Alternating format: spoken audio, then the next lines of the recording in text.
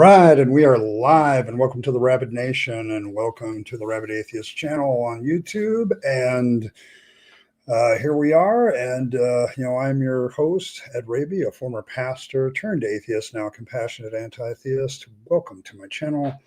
I just got off of Saturday night at the Atheist. I was over there listening to them. They're celebrating their 1 year anniversary, and so congratulations to Captain Des and Dave if you watch this later. So we're doing our own thing. People ask me how long I've been on YouTube, and it gets embarrassing because I'm heading into 6 years. I think January, when I hit January, it'll be 6 years. So, but yes, and thanks once again to the mighty Philbert, who's also doing music over at Dave's stuff. He gave Dave a one that I love too. So good stuff. Not quite as good as the one for the Rabyd Nation, but nothing ever is. So tonight, let's do some of the business first. There is a goal in chat that just helps me pay for the stream, pay for my time and all that jazz. And so if we reach that super chat goal, I'll wear whatever hat is chosen by the poll. It's just my polite, fun way of asking for money without being overly over the top about it. And so just be mindful of that. And then also, this is more of my standard streams, so you do have to be a subscriber for at least 5 minutes to comment. For some reason, I just attract, because I have atheist in my name, I just attract drive-by theists who just like to make a nuisance of themselves, and that just helps avoid that a little bit. They sometimes will still subscribe and then unsubscribe when they're done. And tonight we're reacting to, I'm reviewing Paulogia's. It's not so much a reaction. I've watched it a couple times already. I'm reviewing Paulogia's video that he made recently in response to Habermas's criticism of his fact checking. And yeah, it's that smart guy that was on Paulogia. Yeah. Oh, BS. Thanks, man. And we owe a lot of things to B.S. Lewis around here. Fangs is in large part inspired by B.S. Lewis's interview of me with the Tricks Rabbit on the cover. So if you want to know who to congratulate or blame, B.S. Lewis is your guy. So he's the one that starts. So there's that. But yes, we ended up.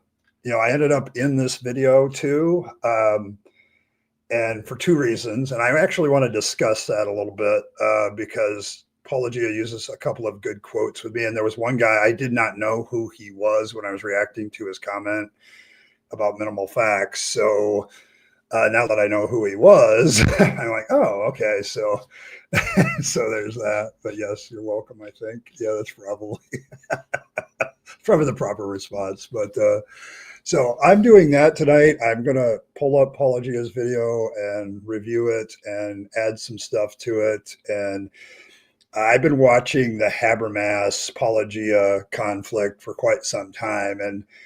And it's kind of sad, really. It really is, because Habermas is not confident in his knowledge enough to be basically like, he has to be insulting to Paulogia because he doesn't have enough confidence in his work. And so when somebody like Paulogia, who doesn't have a degree, comes along and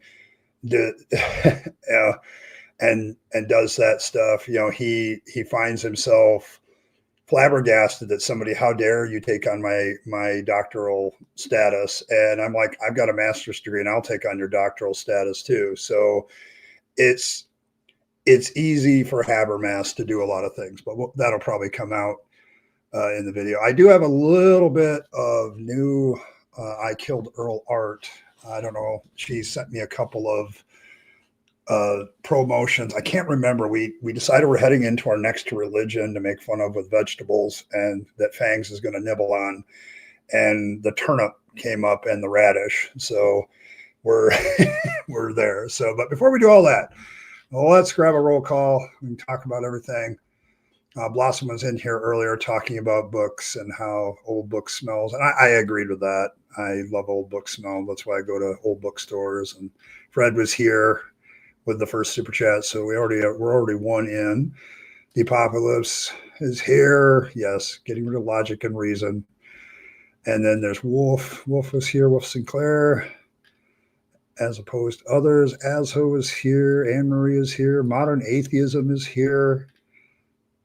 And Martin is here. So theists beware. The trigger finger is here. Evan is here. About 20 people in chat today. Michael Wolf is here. Not to be confused with Michael Sinclair. BS is here. All right. Mighty Philbert is here. Yes, once again, thank you for the Rabyd Nation theme song. And I saw your work on Saturday Night of the Atheist, too, with F the Reaper. So well done. Not quite as good as my song, but but just as well. There we go. All right. All right. But yes. Oh, okay. There's a smart Habermas and a dumb one. Okay. All right. Fair enough. All right. Let's call up the video. Here, hold on. Let me mute it first and pause it. Paulogia put this out probably less than a week ago. Now I think about it, it was Monday or something. And yes, I mentioned in this video. He actually quotes me a couple times, and I was forever grateful. My dumb there was I didn't check my Gmail the week before, because otherwise he would have put in my academic credentials, but he was having a hard time finding them. So there we go. But Habermas has had some response to Paulogia, and Paulogia, particularly to his fact-checking exercises, and Paulogia did a response. So we're going to look at that. So here we go. You think the question is, give me the evidence. And then someone shows you the evidence, and I'll say, not enough. What else you got for me? Okay. Yeah, that's kind of the way it goes. I'm going to get my earphones in here, make sure they work, so I'm not blasting out my neighbors with my stuff. All right. There we go. All right.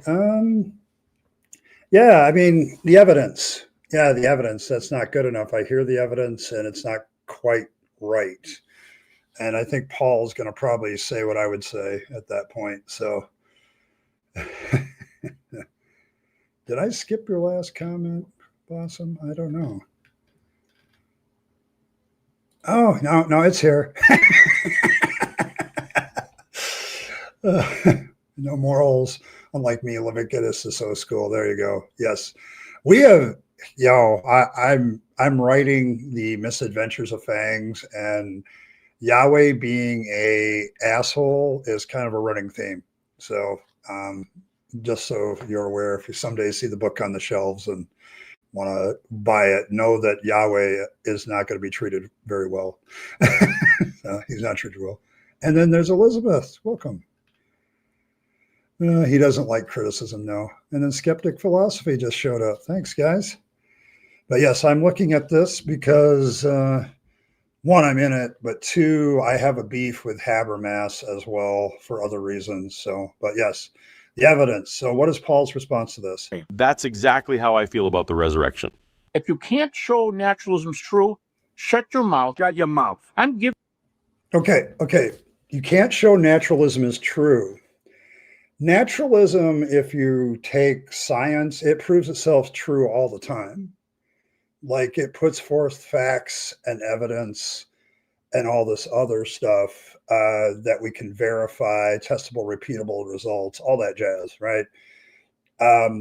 So what is the issue here with Habermas is he's remember that Christian apologists are trying to defend some things, and in order to have the resurrection, which you have to have the resurrection in Christian theology. I agree with the Apostle Paul in 1 Corinthians. If Jesus doesn't rise from the dead, the whole thing's a waste of time. Okay. And that's not me talking. That's the Apostle Paul. So he's absolutely correct on that. But here's Habermas. If you can't prove naturalism is true. And I'm like, we prove it true all the time. You know, you're literally on a video channel thanks to naturalism, figuring out the way nature works. Like, I don't... It really is a stupid term, BS. I agree with you there. it's something I hear apologists use a lot, but it doesn't. It's I think it's like an umbrella term of everything that I don't like that disproves or criticizes my view on the resurrection of miracles. I think that's the way they use it, but it is kind of a dumb term. But I'm dealing with it because that's kind of not today. I'm going to do sermons like every other week, but I had to do this one because I'm in this video, Alex. I'm actually in here, so I'm kind of thrilled about it. But yeah, but Habermas is like, you can't prove naturalism is true, and it's like. They do it all the time. If I understand your view of naturalism, so there you go. Giving you reasons. Don't sit there and just go, no, that's stupid. And I think it's stupid. No. And yet they make fun of anybody who believes in God, miracles, afterlife, the Bible, anything. I'm sorry. Okay, well, I got to stop there. I work very hard not to make fun of people that believe because I used to believe. Okay, I understand the difficulties in facing your faith and all the cognitive dissonance and all the confirmation bias that you get fed in church and all that stuff. I absolutely understand the mental anguish that a lot of believers have when they face these challenges. I'm not making fun of the resurrection claim. I'm literally saying it's a false claim because you don't have any evidence for it. Okay. I'm not trying to be a jerk about this. I really am not. I think Paul and me have kind of taken the high ground with believers because we both used to be believers. But at the same time, when you come at me with atheists are always angry, they're always just making fun of us. That's propagandish, Habermas. Okay. As somebody with a poli-sci degree, I'm saying that that's propaganda. Okay. Because I know a lot of atheists who do make fun of believers, and that's fine. But I don't do it because my actual goal is to have a discussion about this stuff and point out that if I was having a discussion about Odin and Thor and taking it seriously, a lot of people laugh at that, including you Christians. So it's like I really do try to keep the high road here, but it seems like Habermas, because he's faced criticism, is now engaged in the wonderful world of poisoning the well and ad hominem attacks.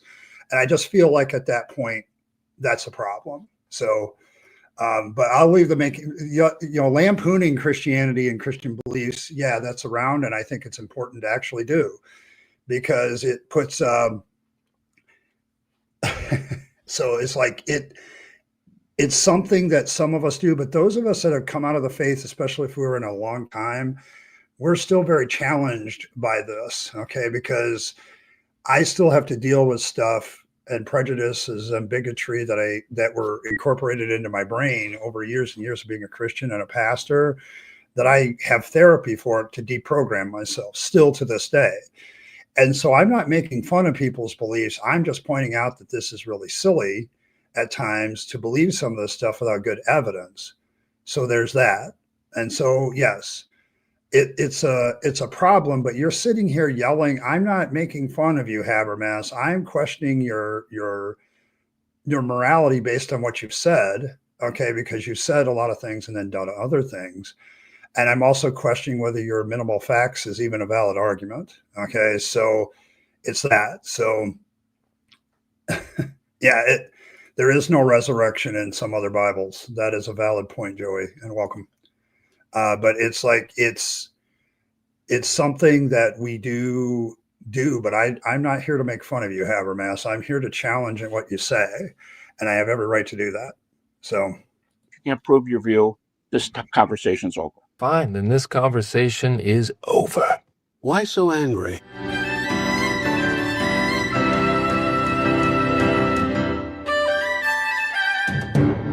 Welcome to Paulogia, where a former Christian takes a look at the claims of Christians. Okay, I don't want to stop there. I want to give a promo for Paulogia. If you have not subscribed to Paulogia, you need to go do so. His videos are brilliant. He's gotten many affidavits from the scholarly community, including mine. There's many more heavyweights that have backed him up, from Bart Ehrman to several others. So Carrier, a few others. So don't think that this guy's a lightweight. Okay, he's not. So, but yes, I I have watched him now. I've been watching YouTube videos long before I became a YouTuber myself. So I've been almost on 6 years. So I've been watching Paul probably for 7 years of his 8-9 years existence. So, and he has never he's never disappointed me with what he's had to talk about. So I want to give a plug for him, seeing he plugged me. So there you go. When we last checked in with resurrection scholar Gary Habermas, Gary Habermas has possibly studied the historical evidence for the resurrection of Jesus more than anyone who's ever lived. Now, the world-renowned expert on the resurrection is my friend Dr. Gary Habermas. He's a professor at Liberty University. He's written over 40 books and over 100 articles, and he is most known for his minimal facts approach. You are the expert, the number one expert in the world authority on the evidence for the resurrection. In his endorsement, Mike Licona, somewhat tongue-in-cheek, says there's only one person alive who knows more about the resurrection than Gary, and that's Jesus. Volume 3 of his 4-volume Magnum Opus set on the resurrection had just come out, but his press tour had not yet begun. Dr. Habermas has finished writing all 4 volumes of On the Resurrection. 3 are published, and he's here to talk about it. We're talking to my friend Dr. Gary Habermas, who is putting together a 4-volume Magnum Opus set on the resurrection. They're each of roughly 1,000 pages. It'd be torture to say, okay, I want you to read all 3 of these volumes for our course. Volumes 1, 2, and 3 have come out. Volume 4 is yet to come. At that point, only the digital edition was available to me, but the hard copies have since shipped, and I have mine. The 3 volumes that are out, I I have to say at that point to Paul, I'm sorry for the money you had to spend on that. But yeah, you can already get the feeling of what Paul's doing here. Like, he's pointing out that Habermas had a big promo tour promoting this stuff. He was definitely trying to sell his books. They're expensive. I tell you what, I'll leave it open-ended. If somebody buys me that stuff, I will start reading it. But I don't know when I'll finish. But it's like he was definitely like in the middle of his promo tour of this. Volume 3 had come out. Volume 4 was finished. So it's definitely one of those things that it was kind of a moment. And one of the claims that Habermas had made about Volume 3, I was very interested in myself, and Paul was too, because we were both looking at, okay, methodology. What method was he using to get his all these scholars agreed with the resurrection? Like, well, who are they? What are they? And what way do they agree with the resurrection historicity? So, yeah, Paulogia, yes. Yes, I get it. Paulogia is blessed by Fangs. Yes, I already did that blessing for him. Fangs approves. The atheist deity Fangs approves. So deities that don't believe in themselves approve of Paulogia. So there you go. Oh, yeah. I mean, there's definitely a lot of backpatting on Habermas by other scholars, from McDowell to Turek to many others to Licona. It's like there's a whole bunch of people that are just patting him on the back for this work.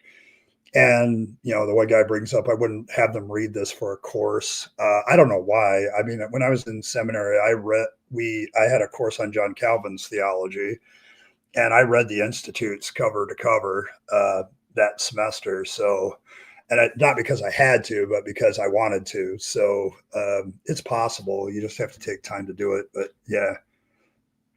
How am I coping with all this? I'm still not very famous. I don't know. I have enjoyed working with many YouTubers that when I first got into the business, man, I wonder if I could be like that. Paulogia is definitely one of them. I recently, it wasn't too long, like a month and a half ago, 2 months ago, Shannon Q and I were on together. She came on to a chat. Graced us with her presence, and we had a good chat about stuff. I was talking about how clergy really aren't qualified to go into death things, and Prophet of Zod gave me a nod. Oh gosh, right before he switched to Mr. Z, he did a couple videos before he switched over, and he mentioned me in that one, and I had a good long conversation with him. So some of the ones that are on my list, I've definitely talked to him, and yeah, I'm here. So I don't know what I'm doing with the fame. Yeah, Val published is irrelevant. Yes. Gonna be you. Oh, yeah, he's a very bitter man. I would agree with that. I think the fact that he's very upset that there's pushback against his work. Like, he has in his mind that this 4-volume magnum opus absolutely proves the resurrection in his brain. And so he can't fathom how people come against it or question it. He really has that problem. Okay. And it's a problem when your leading scholar is also very incredulous about other people's opinion of his work and gets a little butthurt when you challenge him. So you want Turek versus Keg in a death match? Oh my gosh, my chat. Yeah, Shannon was great. I had a good conversation. That's when she hurt her wrist, and I mentioned that to Paul. That I was hoping her wrist was better, because when I last saw her, she had it all taped up, and he said she actually broke her wrist and didn't realize it. So, but I was like, I'm absolutely, I had a good time that. So yes, I need bigger hats. Maybe, I don't know. I saw a deconverted man on Saturday Night the Atheist. Maybe I need a lobster to put on my head too. That might work. So I was chasing Craig and Turek, but they have been much faster. Okay. All right. Weighed them last night, Gary, and they are 13.2 pounds. That's what the three of them together. I've got all three right here, which is incredible. Gary's making books that actually double as weights. You can work out with these things. This came out, what, May? May 15th. On the Resurrection, Volume 3, Scholarly Perspectives. 931 pages of text, 968 pages, including the indices. Yeah. That's awesome. I didn't know this till I opened up the book when they sent it to me in the mail. But if you turn it sideways and look at the ends of the pages, you can see the dark lines going up. And those are the section headings in the book. Now, Volume 3 isn't really a book to be read, any more than one might read a phone book. Instead, it's a reference volume index of resurrection-adjacent topics where Gary lists other books you can go and read. Again, friends, this is the book we're talking about in this episode, On the Resurrection, Scholarly Perspectives. There's hundreds of quotes and summaries of scholars on all these issues. Probably one somebody wouldn't read. Okay, so I got a comment at this time. They always talk about how big the book is, as if that impresses me. There are theological works in most seminaries that are bigger than that. Like I've seen, and it really gets funny that this is like, I want some of the women in chat to point out why size doesn't matter. But it's like, the obvious joke is just there. They think they're impressing everybody with how big this is. I don't care. Okay, if you write something that weighs 3 point whatever pounds and it's all BS, it's still BS. Okay, it's still bullshit. Okay, it does not matter. Yeah, it's not. Earl's chiming in with what I want. It's not the size of the book; it's how you use it, or what its context is, or whether it knows anything about what it's supposed to do. Okay, a young person with a really big book may not know how to use it. So there you go. I mean, the jokes are obvious here, and I'm sure Javier Ass is just livid about that too. But it's like, I don't care how much you've written. Okay, my issue is whether or not there is some valid content to this that actually proves your point. And you can write a bunch of nonsense. I've written plenty of academic papers, and I'll freely confess that probably about 25 to 30% of them was me just bullshitting, okay, because I had to have a certain page length or whatever. I really wish that professors and teachers would simply say, I don't care how long you write, as long as you demonstrate your knowledge of the topic and don't bullshit me. I mean, I'm sorry, as a former teacher, when my kids would give me papers, I could tell when they were just fluffing it to get the length. And so you can write something rather voluminous and it doesn't matter if you don't know what you're doing. So, well, I'm sure it does, but but it does. But there you go. Oh my goodness. 5 pounds. Yes. And that's the thing of it. It's like the last volume is useless in my opinion. Now that I know what it is, it's like, so what?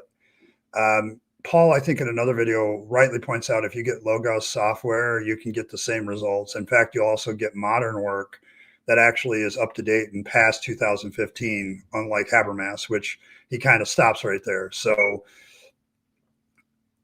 yeah. Yeah, you can write that over and over and over again, Kyle, and it still doesn't make it true. You have to bring forth the evidence. My largest problem when I heard about the minimal facts and started studying it, and I've even just recently bought the Case for the Resurrection because I want to read that to make sure that when I talk about his stuff, him and Lacona, that I'm getting it right. But it's my problem with this is if your evidence, my problem with the evidence for the resurrection when I was a believer is I realized near the end, like if I took this into a court of law and had to prove the resurrection to save my life, I'm dead. Like, like it's not there. Yeah. So there's that aspect. So,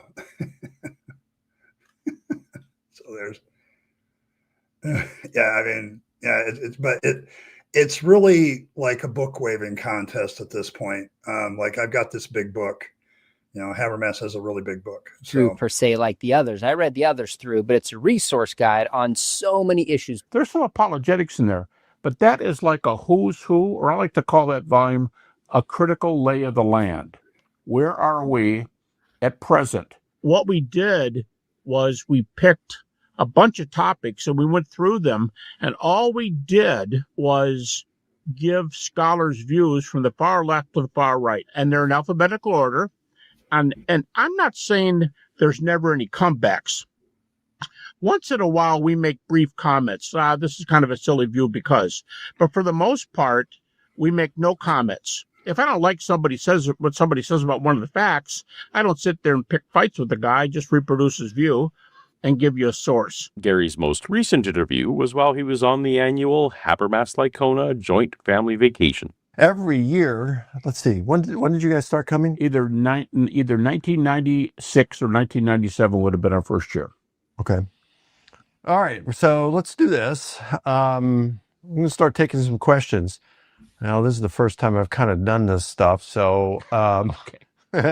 I usually have someone helping me with this, but so feel free to, if you're watching. Me too, Earl. Me too.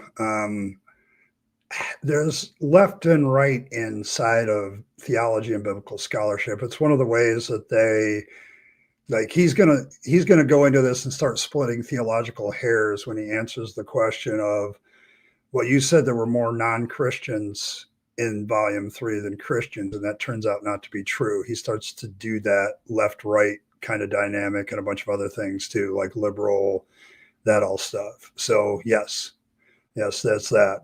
So, but it does make me uncomfy as well. I can see some folks are watching. Feel free to submit a question and to Gary. Now, Mike and Gary did a similar Q&A last year around this time, and I managed to sneak in with the first question. Hold your questions for right now. We'll let Gary answer this, Paulogia, but then everybody else hold your questions for right now. We'll get to it. Which led to a lively exchange. If you're only going to count appearances to single individuals to get away from groups, I don't think that's fair. And the earliest account... Well, I think it's fair. I mean, when we talk about answering hallucinations, one of the responses we give, group appearances. Right. So isn't it fair? It's fair for someone like Paulogia or someone to say, well, what percentage of scholars today in the field would grant the group appearances? Which I did a whole video on that you can check out. But this September long weekend, I was out touching grass, as I didn't know this would become an annual thing. We meet every year. The Habermases come and visit us, and we'll try to do this every year that they come. But even though I wasn't there in the chat, I was there living in Gary's mind, in a scandal I'm going to dub Not That Many Critics Gate. So you were Yes, not that many critics, Kate. So I'm going to explain the nature of that scandal from my point of view. Don't tell me that the majority of the people that are in your volume 3 are non-Christians and then try to walk it back when it turns out they're not.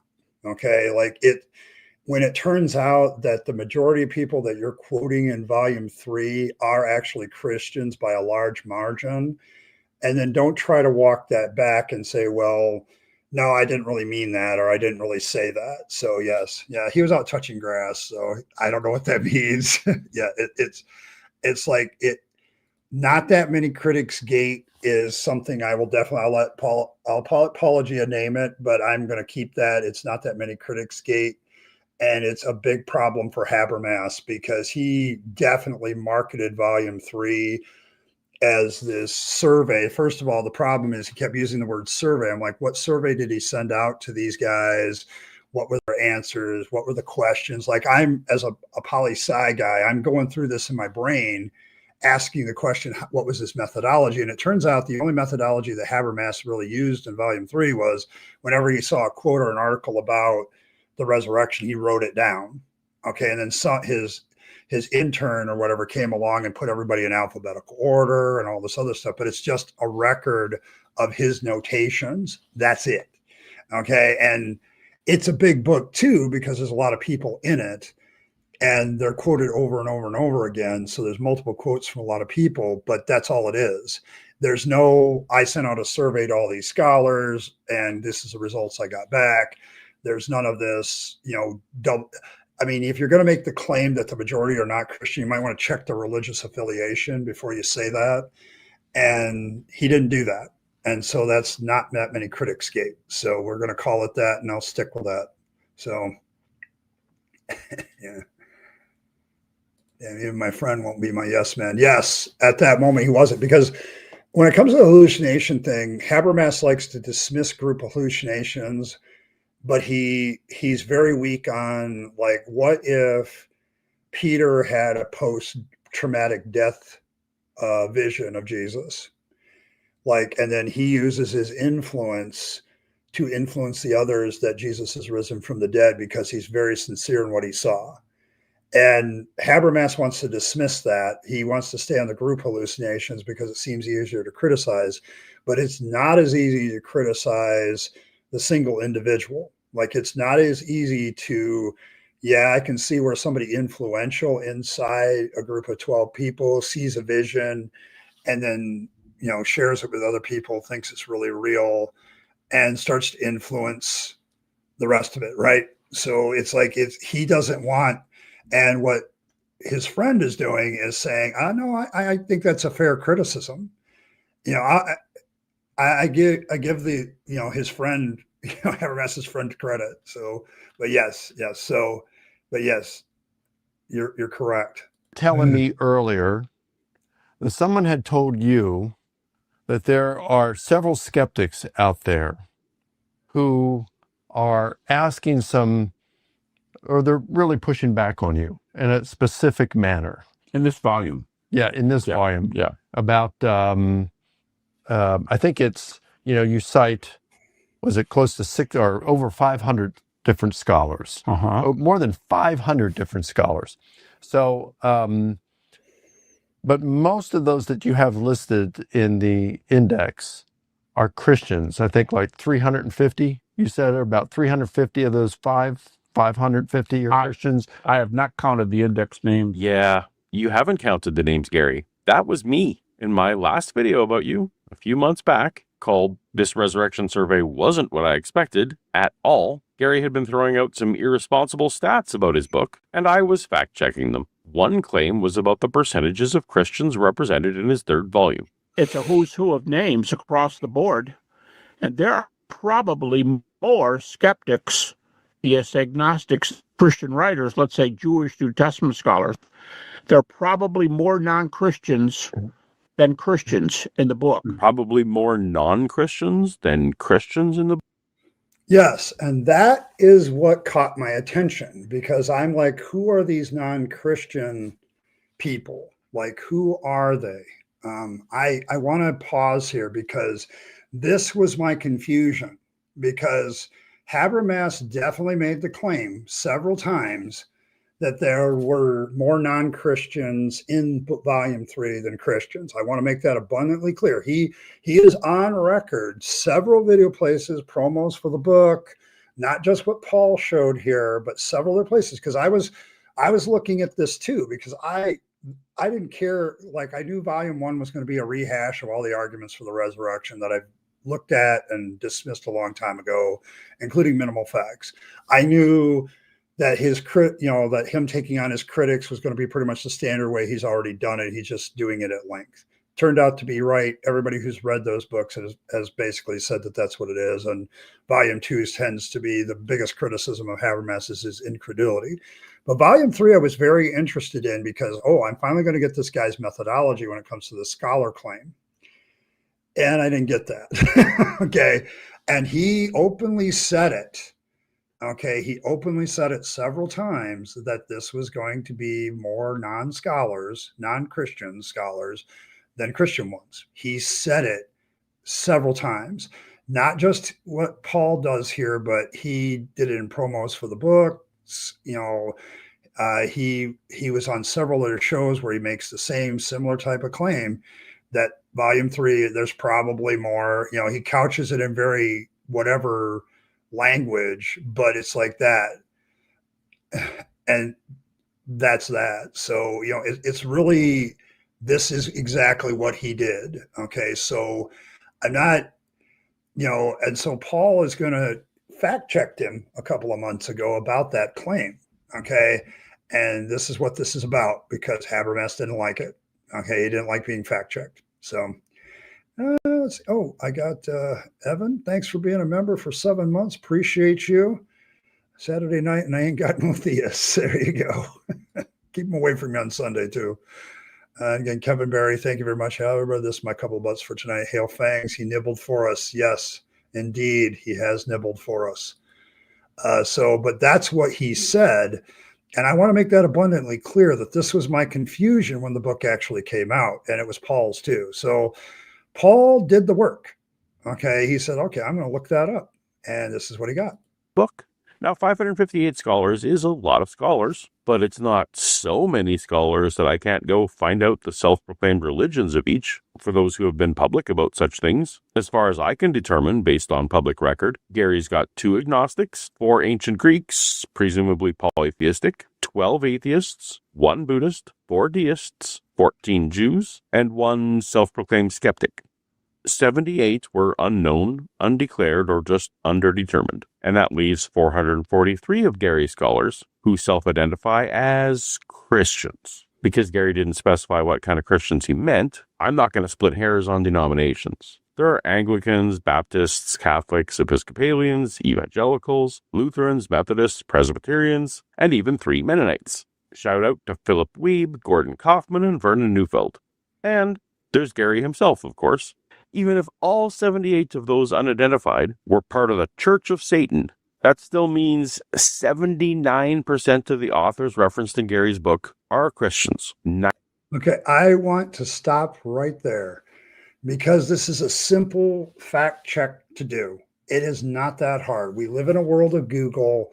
Look up a person's name, find out it's the real person, and give me their self-proclaimed religion or belief system. Okay.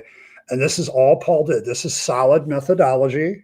Okay. It's not bad methodology. It's simply, okay, I'm going to see what each one of these people proclaims himself to be. And he couldn't find 78 of them, and openly admits that he couldn't find a religious claim, but he lists all the rest of them. He does all that jazz. And he did a great video about this. And I think this is the video I reviewed some months ago, did a 3-part series on it. I don't know how many parts this one's going to be, but as soon as this factual information came out, I was very disappointed because Gary Habermas has booked this as this is a scholarly thing. This is critics of the resurrection. And he doesn't have critics of the resurrection. He has a 78% rah-rah club. So it's mostly Christians. And he blatantly misrepresented this. And what does he do? when somebody calls on it. And this is what Paul's video is about. So we'll get to that. I don't want to spoil anything yet, but if you haven't watched it, but if you have, like, this is what Paulogia did in response to that claim. And Habermas doesn't like it. Okay. He just didn't like it. So 92% of the identified authors are Christians. So no, Gary, there aren't more non-Christians than Christians. And said how many? Oh, I see what you're saying. You mean people who write in this book? Yeah, it's been reported to me so far that there's been 3 different skeptical scholars who have said something like this. Before we get to Gary's take on my okay, yep, I want to stop right there. Okay, I don't know who 3. Well, if Paulogia is one of them, then Habermas has just acknowledged that Paul is a skeptical scholar. So there you go.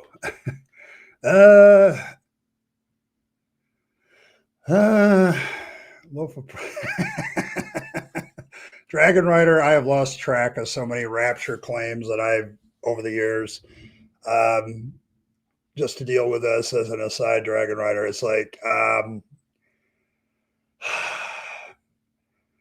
if I had $1 for every rapture claim I've had or heard of in my 56 years of life, moving on to 57, I could probably take out all of chat for Starbucks coffee if they wanted it. Like, it's a lot. Okay.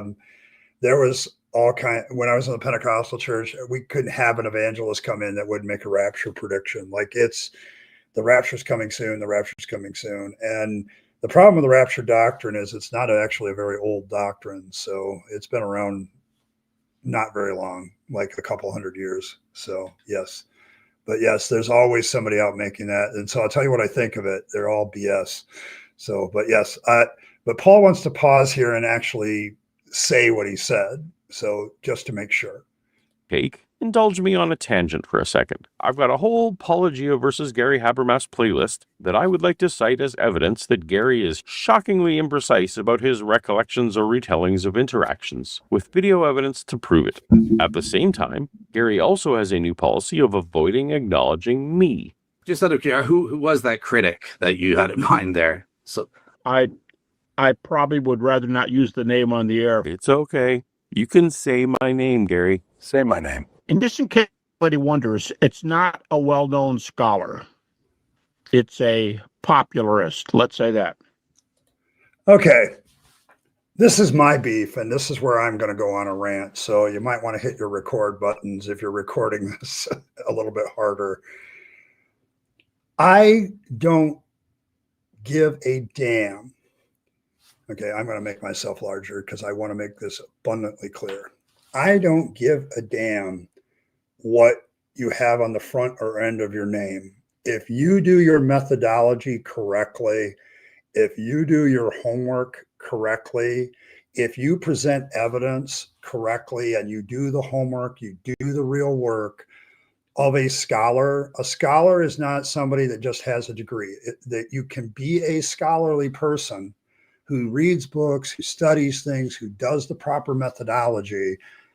And I think it's absolutely rude of Habermas to not acknowledge Paulogia's work, because I think what he's doing is basically, I'm going to dismiss this guy because he's a popularist. Okay, that's what he says.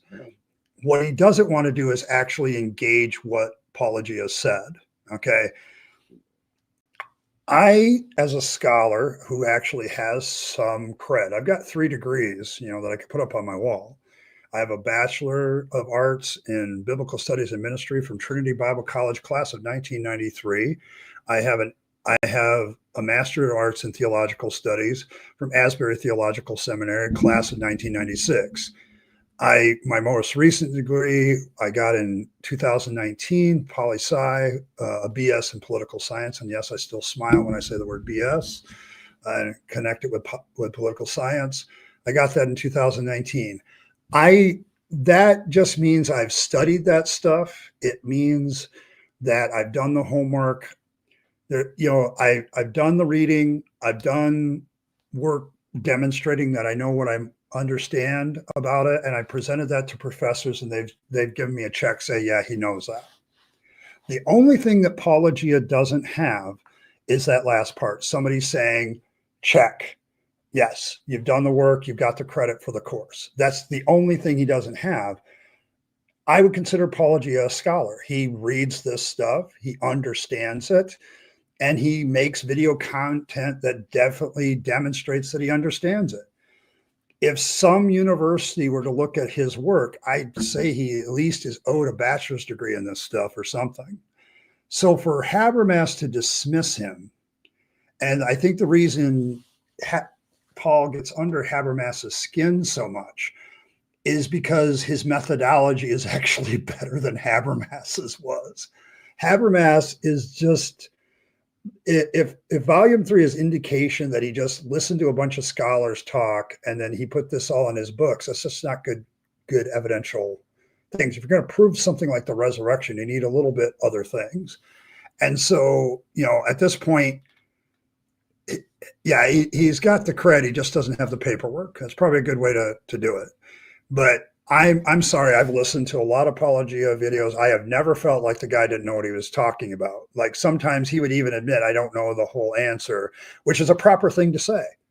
Like if you don't know, saying I don't know is the proper thing to say.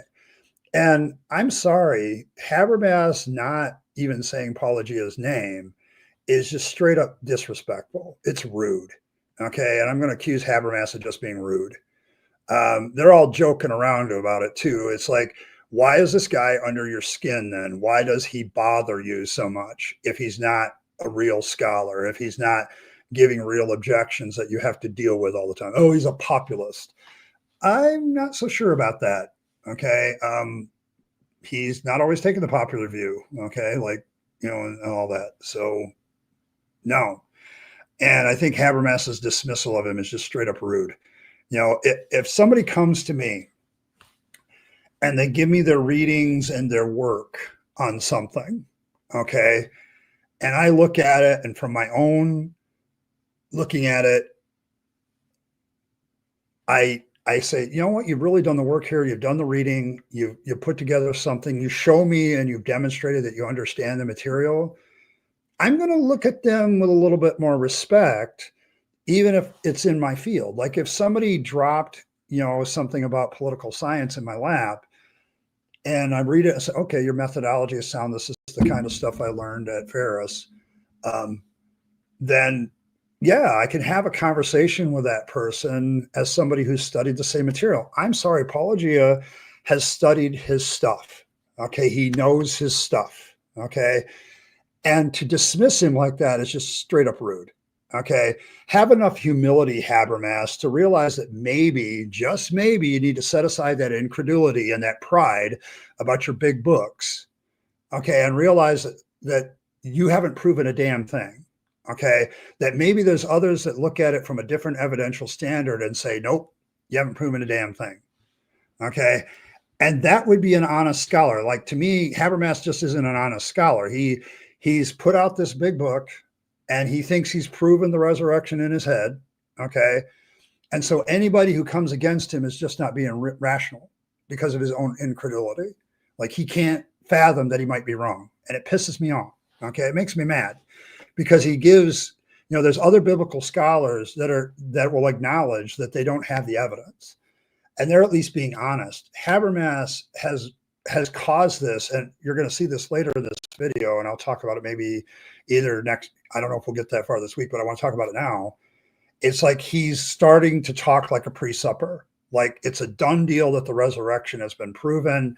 So anybody who wants to come at me with these naturalistic theories, they gotta prove me wrong. And it's so pre-supper you got to prove me wrong. And it just drives me nuts. So there's that. Oh, yes. Honestly, I have a theological studies degree. I can tell you what I'm an expert at. I've read a lot of theologians and I know what they believe. And that's not necessarily illegitimate. That's not an illegitimate part of my education. Like if you ask me about certain theologians, I'll say, well, yeah, I've kind of read those guys. I can tell you what they believed. It's kind of like, to me, I look at it that part of it is in bullshit and learning how to rationalize God, Fred, but the other part of it is like readings in other theologians. So I know what other people believed, okay, and thought about God. But I would say that theology is nothing more than trying to rationalize God at this point. So, and yeah, Hovind has a PhD given to him by his own university. I'm going to start the University of Fangs, and the Church of Fangs is going to back this up, and we're going to start handing out degrees. I think this is probably the thing that I like about Paul the Mouse. Elizabeth nailed it. He tells it like it is, and he doesn't come empty-handed. Like, he never just comes with an opinion. Yes, Fangs for you. What a great name. I may keep that. Hey, Earl, write that down. If you're still in chat, write it down. Fangs for you. There we go. But yes, this part angered me when Habermas was just dismissive. It still angers me. Just give us his initials. That's all we need, Gary. No, you know who he is. Gary's got us in suspense now for the rest of the show. Yeah, maybe he'll reveal it at the end as a bonus. But all right, off the air. So there's no way to tell if Gary knows full well he's talking about me, or if we can take him at his word that he's relaying an anonymized secondhand story. Either way, I've graduated from being a popularist to being a skeptical scholar, either in Gary's mind or in the misrepresentation of someone close to Gary telling him about me. Now, Gary has a convenient definition of scholar for who he will address directly and who he will not. And here's my criteria. We'll interview anybody who is a scholar with a terminal degree, which means a good doctorate, in a field that is relevant to resurrection studies. So you could have a PhD in philosophy, you could have a PhD in history, you got a PhD in New Testament, PhD in theology, PhD. Okay, I got to stop there. If we give out PhDs in Fangsology, like, we'll set coursework for the Church of Fangs and all that stuff. If I hand out that, would he address that? I don't know. I'm going to say that I'm going to be really rude here, and I say that that's gatekeeping.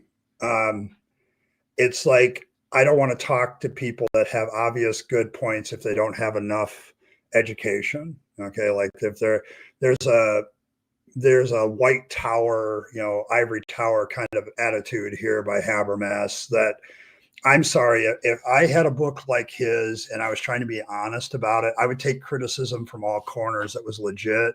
Like, if you demonstrated that you knew what you were talking about and you read the necessary material, and you give me something that shows to me that you understand it, and then you have objections to it, then I would take that. And I don't really give a damn what your initials are in front or after your name. Now, I get it. Like, I get there's a methodology here and I understand it, but I'm going to tell you right now, the reason he doesn't get PhD people to react to him is most people don't even know that Gary Habermas exists in the scholarly community. The only people that are propping him up with this magnum opus of his are apologists. I want you to make note of that. I don't see anybody out there propping up Habermas's proofs of the resurrection as proofs of the resurrection in the scholarly community. I think if they took one thing,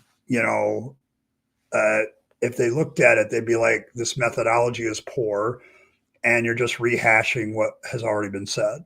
Like, everything I read the table of contents. I didn't see anything new. Like, it was not, it's all the old stuff. So yes, both the Hovids. Okay. Yeah. It's a fallacious argument anyway. And now he's gatekeeping, like, I'm not going to deal with Paulogia because he doesn't have a degree. And and that kicks me out too, even though I have degrees in relevant fields. I have a degree in biblical studies. I have a degree in theological studies, which are relevant fields. So if I gave a criticism of Habermas, he should look at it at least. But now he's created a methodology where he can kick me out too. And so it's like, I'm sorry, that's gatekeeping. You shouldn't be looking at the degrees of the person. You should be looking to the content of what they do and whether or not they present valid arguments against you. And you should be, like, addressing those criticisms, because that, if you really were that secure in your knowledge of what you say you believe, this shouldn't be a problem. Okay. It shouldn't be a problem, but you seem to be very defensive when a YouTuber with an unfinished degree comes along and basically smashes what you're saying to smithereens. So yeah, you might want to be working on that. So that PhD in history says a lot about his mindset. Okay, there we go. Yep. Yeah, fair. Rabbit husbandry. Yes, we can do that. We'll do a bachelor's degree in rabbit husbandry. Just because it's fangs and made up cartoon rabbits shouldn't mean anything. In classics, PhD in archaeology, PhD in comparative religion. Chipper's minor was comparative religion. For the record, my Bachelor of Commerce in Computer Science degree and incomplete run towards a Bachelor of Theology do not add up to anything close to these credentials. So Gary will never have to address my minimal witnesses hypothesis directly. And that's fair enough. I can respect a clear methodology. You can't. I can respect a clear methodology, but when it's based on a bullshit premise, such as you have to have a PhD in order to really understand this stuff, yeah, that's a bullshit premise. That's not true. I've met people who absolutely understand how to garden and get the most out of their garden and don't have a single flippin' degree in gardening. Okay. They've studied it themselves. They've worked on it. They actually get their hands dirty, kind of thing. And that's kind of what Paul does, is he gets his hands dirty with reading these people. And then he comes up with responses and he is very thoughtful about it. So, there's been a couple PhDs that have put themselves behind Paul, and I'll add my master's degree. I've said that before, behind him too. Like, I agree with a lot of what he says, and he demonstrates what he's talking about. I get that he's trying to give a nod to Habermas having a clear methodology, but I think Habermas's methodology is faulty. So yeah, I don't know. We'll count it as your tuition towards the University of Fangs. So we're working on it. There's so many things to work on, guys. Like, we have come up with so many ideas for Fangs that I'm losing track, which is fine because I'm sure all of the rest of you will. So there's that. Don't show Fangs fatal attraction. He'll have a heart attack probably. Application of human society is a tool of empowerment in history. The books themselves are, yes, you still can study religion's effects and theological effects on stuff. So yeah, he's scared. I think the problem with Habermas is he's scared of these criticisms because I think deep down he knows they're valid. Okay. Like, he knows that he made some mistakes and he just won't fess up to it. So. Cover everything. But someone who is cited in Gary's book at least 34 times is Dr. Richard Carrier, who recently randomly said this about me. By the way, I should point out that Paulogia's critique of the Habermas minimal facts argument is the best you're going to find online. So I think everybody should, and he's really full on engaging with Habermas's new book and stuff. So that's some of the best stuff on this so far, which was nice to hear. And yet another. Okay, and so. Yeah, Richard Carrier has gone on record as saying Paulogia has got some of the best stuff on minimal facts, and I agree with that. So kudos for that, and clap to him, because he recognizes what I recognize. If you do the damn work, it's good. Okay, it's good stuff. And I think, all right, this is probably the more embarrassing part of the video. Another indication that people who are on Gary's list watch my stuff. Obviously, I can't be certain there wasn't a group of PhD scholars who were independently spending a day poring over the declared faith of over 500 names in Gary's index, but his book came out on May 15th. This came out what, May? May 15th. And my video came out on May 27th, just 12 days later. I doubt anyone with actual credentials was also wasting their time on this. A YouTuber and former pastor called Rabyd Atheist did a 3-part series covering my Volume 3 critique. He keeps attacking Paul as this populist YouTuber and completely ignoring the scholars with PhDs behind him. And I'll throw my master's degree behind him too. It's like you are ignoring the rest of us. You're attacking Paul because you think he's an easy mark. So when Habermas makes this claim that most of them or more of them are skeptics than Christian, he's talking out his ass. Okay. And he should know better. I mean, this is easily fact-checked, and Paul easily fact-checked it, and he's wrong. And Gary's real-life friend. Okay, I'm a little overwhelmed by that still, that he would cite me. But just for the record, because I didn't get it to him in time, once again, Ed has degrees in this stuff, and based on his methodology, Gary Habermas wouldn't talk to me either, even though I have degrees that are relevant to what he said. So it was a nice shout out, and I appreciate it. And I'm not quite done here. This next part, I did not know that this commenter on my response video was this guy at the time. I now know that, but I did not know that that was it. So, but here we go. Under the name Real Seeker was actively in the live chat for those. They're not facts. He thinks they're facts, but they're not. I absolutely disagree with all of them pretty much. So if I had to guess. Yep. I want to go on record as saying that again. So Real Seeker was actually with Habermas. I did not know that that was the same dude. When I reacted to him in chat, it was like, I'm like, no, I don't agree with any of the facts. I've already looked at minimal facts theory, and I basically, I dismissed it because I'm like, these aren't, number one, a lot of them aren't relevant to the resurrection itself. And number two, I disagree that they're facts. There's a lot of fuzzy language in them, and so they make them more opinion-based than factual. And I get Real Seeker was like coming after me because he was in this thing, and apparently he decided to show up to my reaction.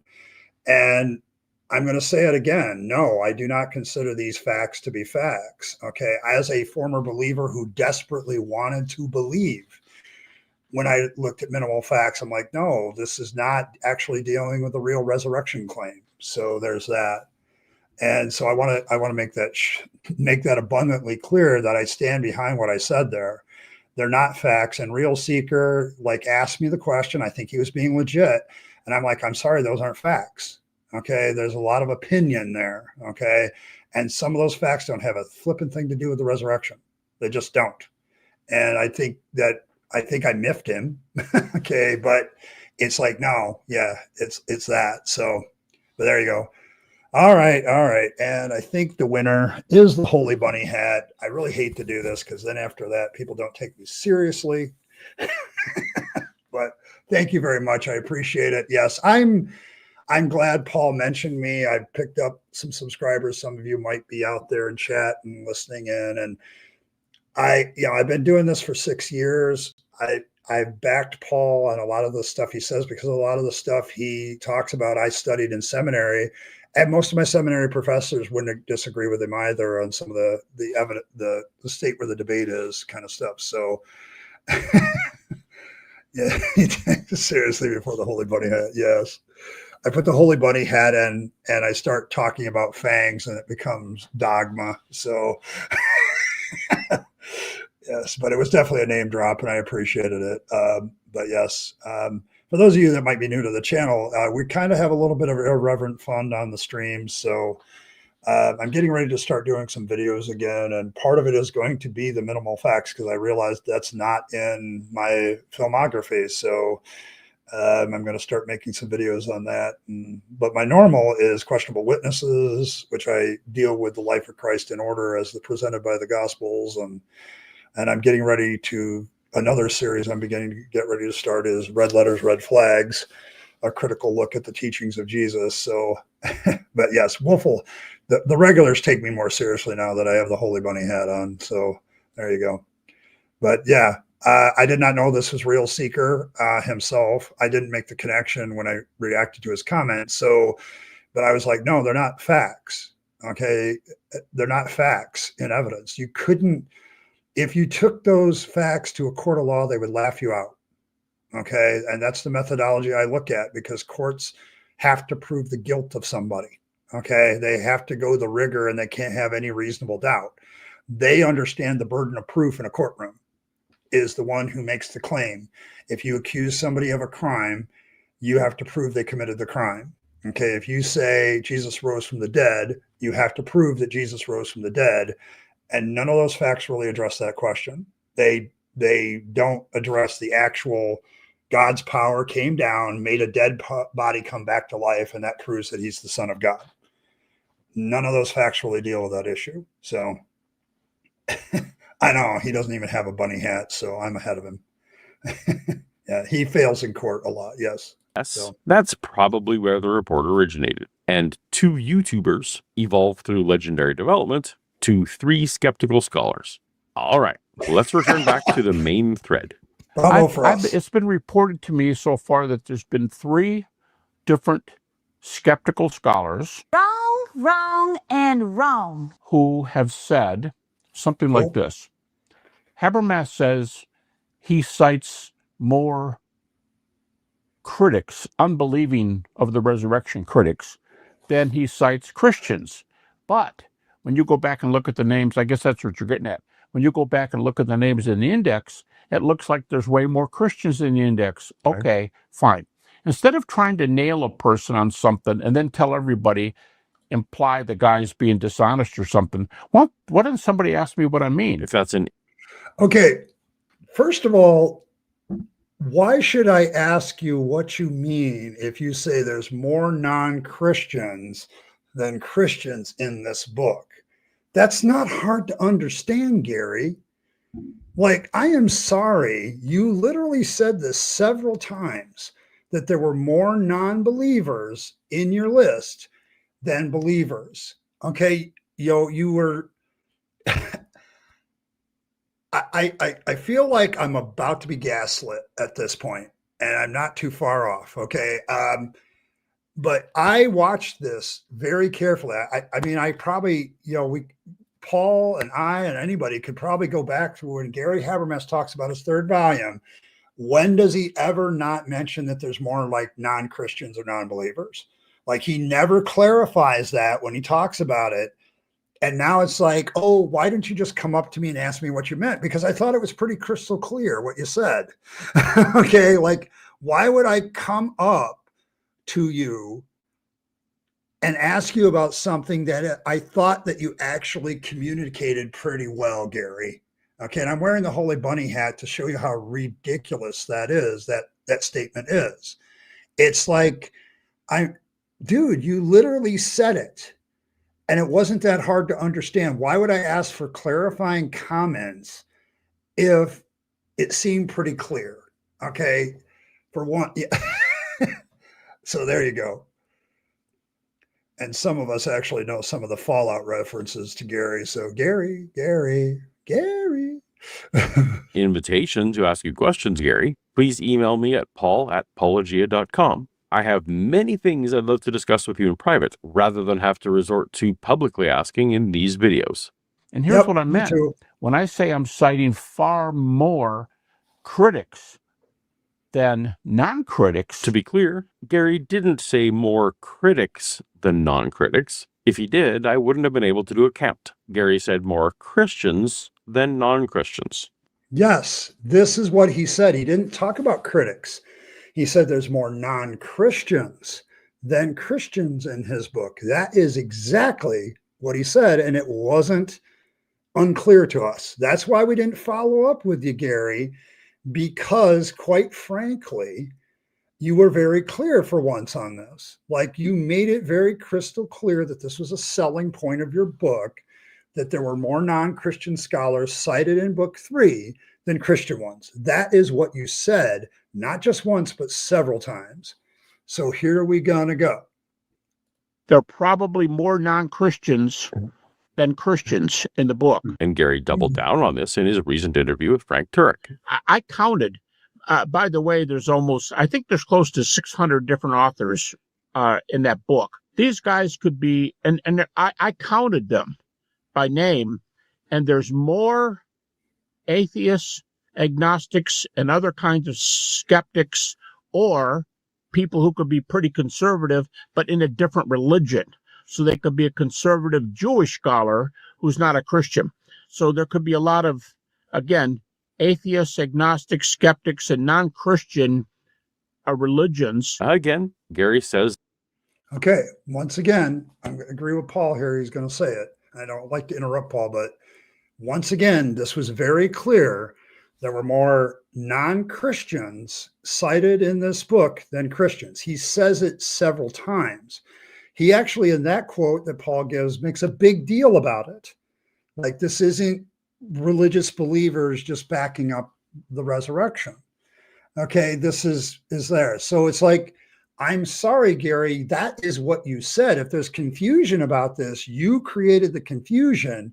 You didn't say skeptics, you said Christians versus non-Christians. Okay. And so Paul does his fact check. And yes, there are 443 Christians on this that we know of.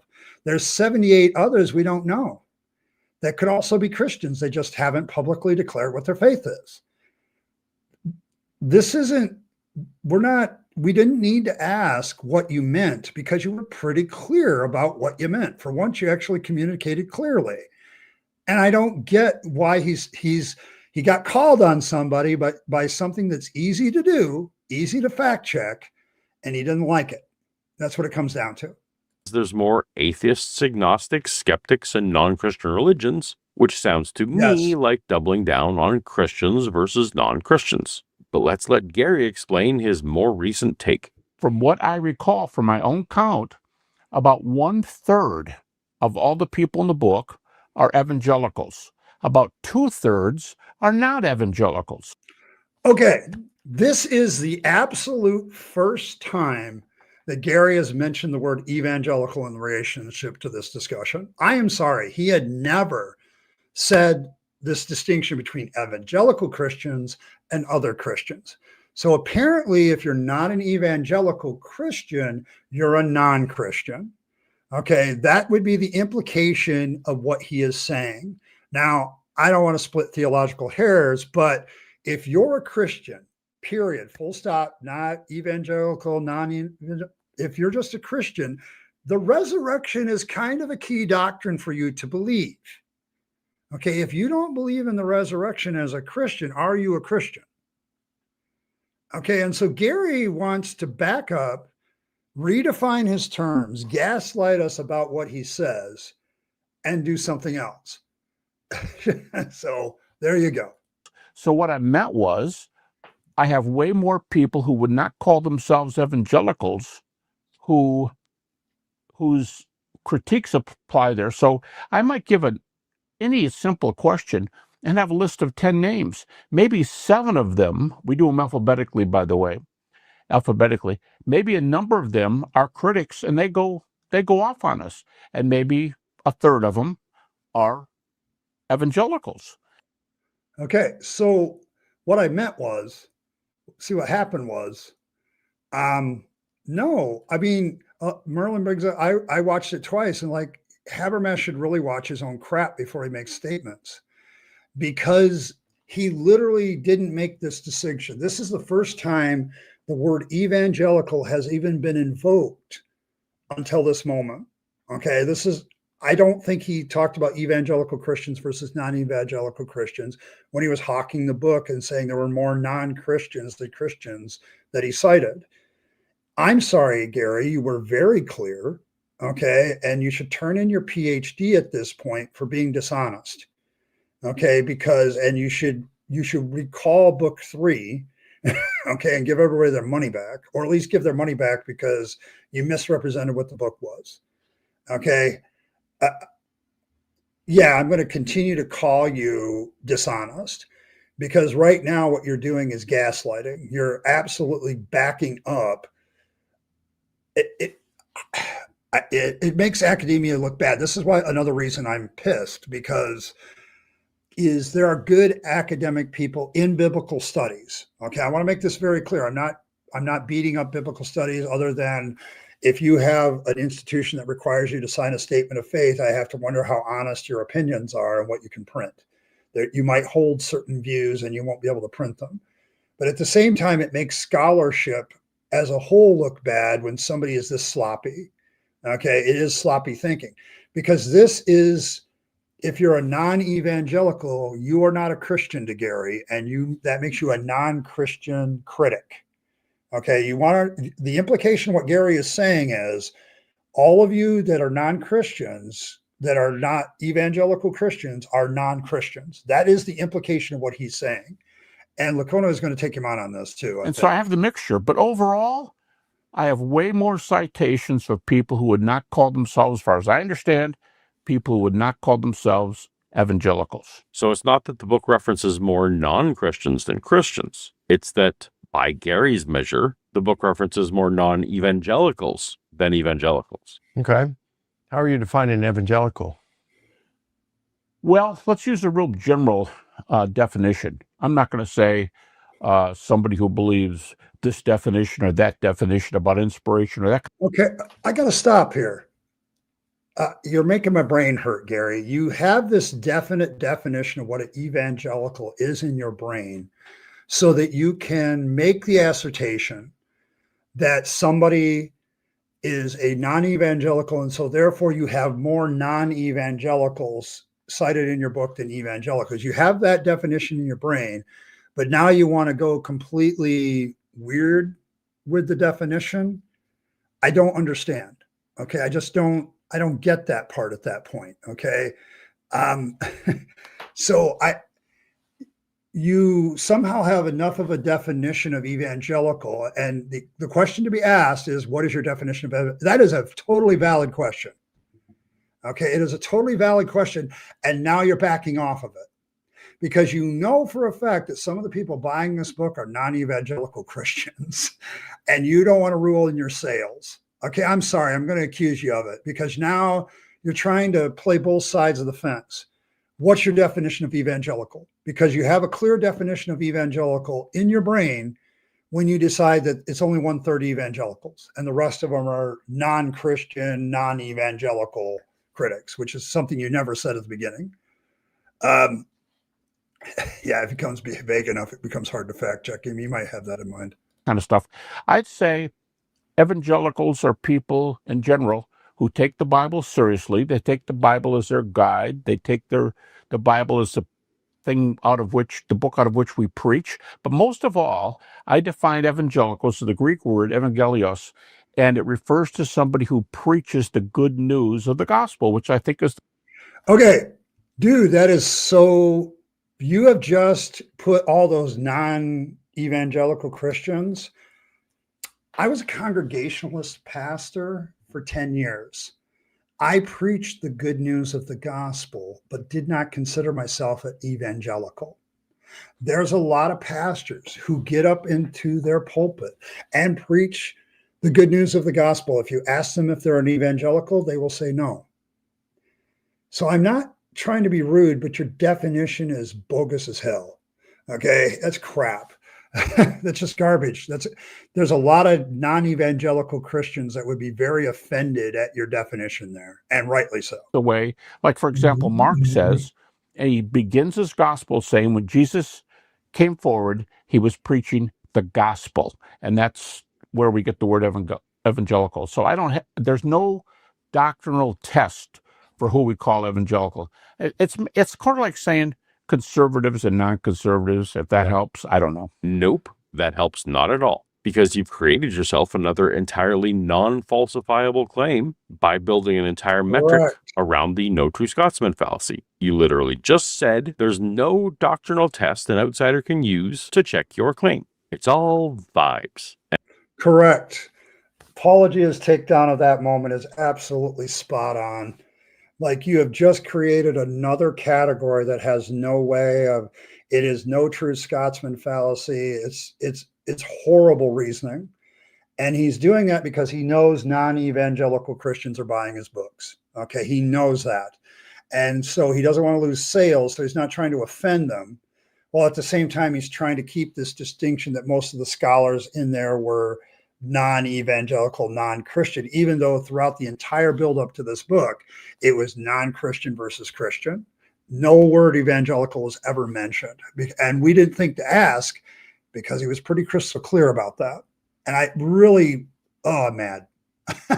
Yeah, I am mad. That was just a beautiful takedown because it's just garbage. I do not understand how people can support Habermas on this, because if I was a non-evangelical Christian that believed in the resurrection, I'd be taking him to task on that, because I preached the good news of the gospel as a Congregationalist, a non-affiliated Congregationalist, where I had to make up my own mind about what I wanted to be. I did not consider myself an evangelical at that time, because there's a little bit of bullshit in evangelicalism, in my opinion, where they kind of want to be this special group of people, and I didn't want to be that. Okay, but I preach the good news of the gospel probably every Sunday. And most pastors, regardless of denomination, feel that they're kind of preaching the good news. So I do not understand that distinction. That's just an unfalsifiable bullshit claim. And it makes this even worse than it was. If Habermas could have made it worse, I don't know how he could have done a better job. So there's that. And vibes are confused even more by this exchange later in the stream. People who think, oh, you guys, you think all of you are Christians and all the rest of the world, how many Catholics are you sending to hell? I mean, we got blamed with all kinds of things. We're not the judgmental kind of folks that so many people blame us with, and y'all think we think you got to go to a Baptist church and whatever. No, you don't think that. What you do think is that you don't believe the whole Bible, or you don't submit to certain things of doctrine. You're not a real Christian. I am sorry. I have been in Baptist churches. I have been in many evangelical churches, Assembly of God churches, and they literally preach that Catholics are going to hell. Do not sit there and make that claim that evangelicals aren't that judgmental. That is absolute crap. I'm sorry, I worked in ministry circles, and trust me, Protestants still have this notion. Many Protestants still have this notion that Catholics are going to hell because they don't have the right doctrine.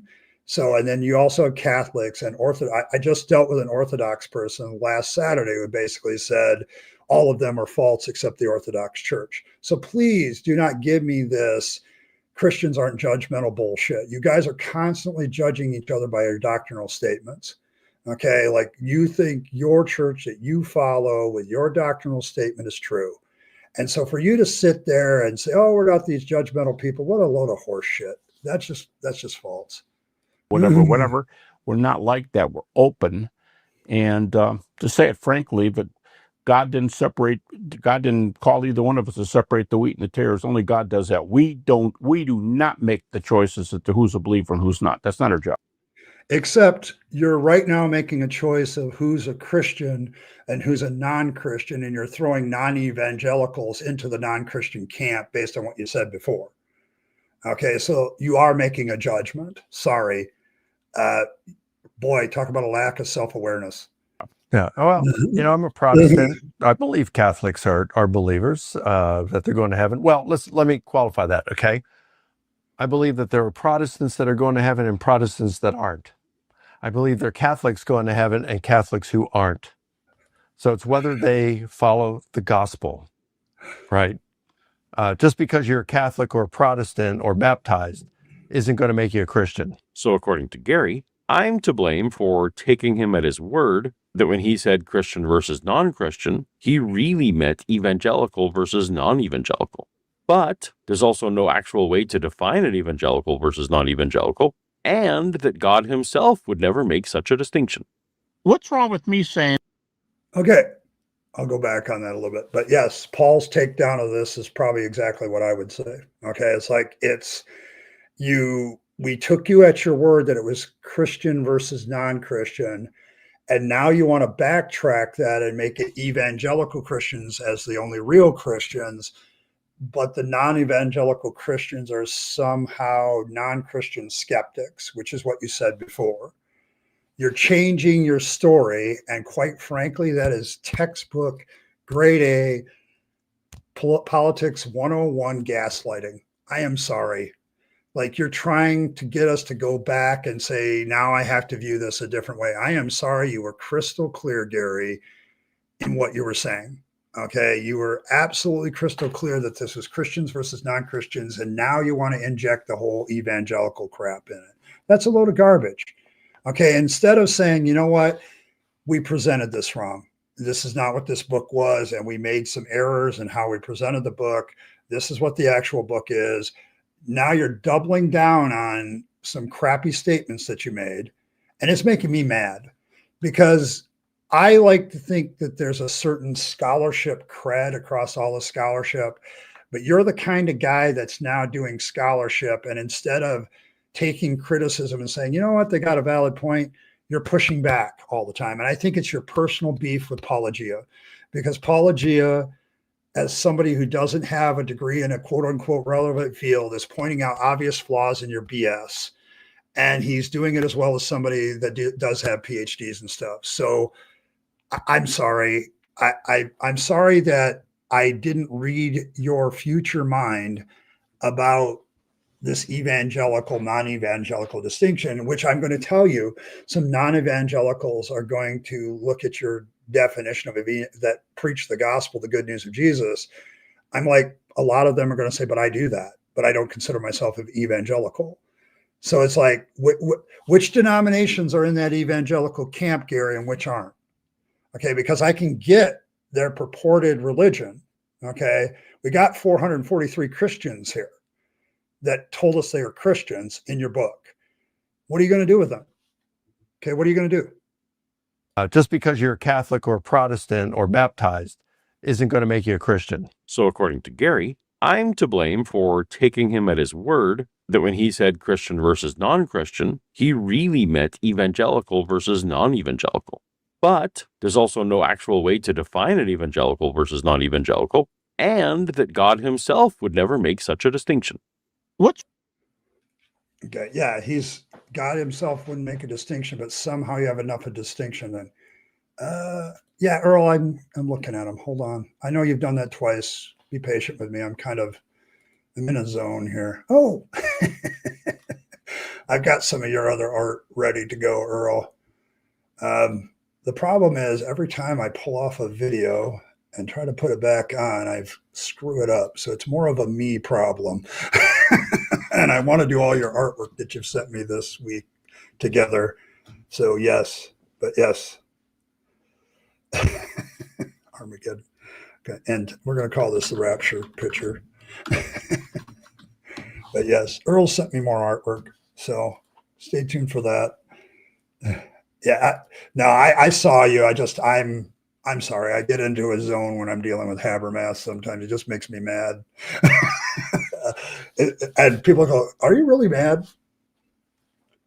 Yeah. I mean, I would argue that too. This is why when I was a Christian sooner and I was trying to find apologists that were good apologists, I really was disappointed in apologetics by the time I was done studying it, because they never really answer the criticisms. They just want to keep the narrative on a certain thing. So yeah, it's okay, my dear. I'm very sorry. Your artwork is still very precious to me. And this is good stuff. So I will definitely be doing that later. So yes, I get into my autistic masking mode of looking at somebody and I'm having a problem. So I'm going to probably cut short part 1 here in a little bit. And we'll pick this up next week. So, but, thanks, Ron. Let's see. Cranky Elder God, you got another free membership. Ember, I think that's your second one. Lark Wright, Gary S, or Greg S, and William Kine Jr. Will. Congratulations, and give Ron from Indian Lake your thanks. And that also keeps our emojis going. And we actually have a bunch of those. So, somebody could drop all of our custom emojis in the chat. We have a lot of them that are bunny related, as in rabbit atheists, but a joke that never stops giving. So, but thank you very much, Ron. I appreciate that. But yes, I get mad at him for this. I get mad at Gary because it's just like, how dare you fact check me? Okay. And that's all Paul did, is fact check him on one thing. And how dare you do that? So yes. Yeah, I can't show them on screen, but yes, they're in the chat. There's a bunch of them. But that keeps those going. And I think we may have a candidate for one more coming up here shortly that I want to show everybody. So I'm going to probably knock off Gary and Paul here in about 10 minutes. I think that's going to be about it. So what's wrong with me saying, okay, time out. I'm a Christian. They say they're Christians. I'm not going to judge their Christianity. But what you're saying to me is, if worst comes to worst, these aren't devil worshippers. These aren't another religion.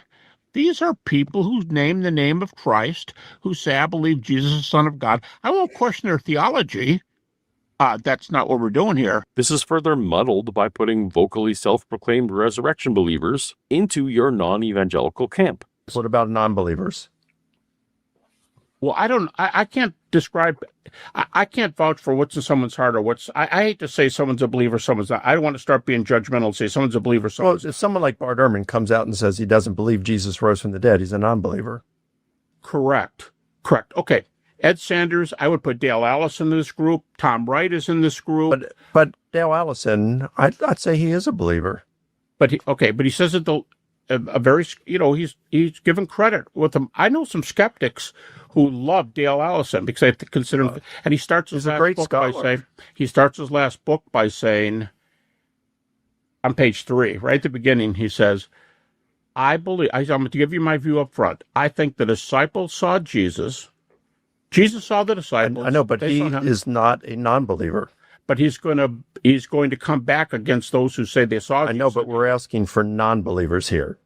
Paulogia is asking for non-believing scholars. Thank you for shifting the goalposts back to this entirely meaningless and unfalsifiable statistic, Gary. I don't care one little bit of any nuance you may have between who is or is not an evangelical. If you count resurrection-affirming Dale Allison as a skeptic, then your distinctions tell us literally nothing about academic rigor. Stop advertising your book as if it's something that it is not. Somewhere between 79 and 92% of the authors you cite affirm death, deity, and resurrection. But here's all you need. In order for Christianity to be true, 3 major facts. When you look at all the definitions in the New Testament, mostly in Paul's works and in the book of Acts, here's the 3 teachings: the deity, death, and resurrection of Jesus. And I'll get it down to this level, Frank. If someone said to me, basically all I think that's true in the New Testament can be summarized as evidence for the deity, death, resurrection, and a few other things, is that good enough for you? Well, I'll tell you what. For me, it's good enough to get you into the kingdom, and you can find out what the answer to those things are. But if the deity, death, resurrection of Jesus are true, Christianity follows. I start my lectures. Okay, so he has basically re-included all the ones he said were non-evangelical into a believing in the I am sorry, if you're making a claim about the resurrection and you're a Christian that believes in the resurrection, you're not a non-Christian. Okay, and whether you're an evangelical or not is irrelevant at that point. So he's constantly moving the goalposts around, being very vague about what he means by an evangelical, because he knows if he defines evangelical exactly what he means with a doctrinal statement, he's going to lose readers.